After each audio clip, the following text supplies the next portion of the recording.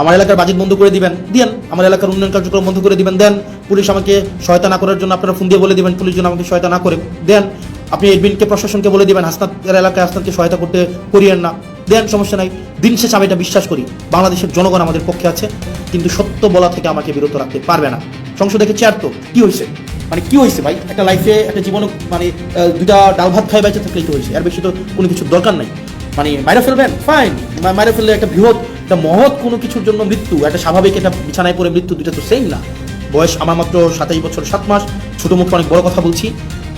আপনারা সংখ্যাগরিষ্ঠতার যে একটা আত্মতুষ্টিতে আপনারা ভুগছেন, আত্মবিশ্বাসী হওয়াটা ভালো, কিন্তু আত্মতুষ্ট আপনারা যেভাবে হচ্ছেন যে আপনারা যা ইচ্ছা তা করতে পারবেন এই সংখ্যাগরিষ্ঠতার 2/3 মেজরিটির এই বড়াই দিয়ে, মনে রাখবেন সংখ্যাগরিষ্ঠতা কখনোই ভালো কিছু নিয়ে আসে নাই।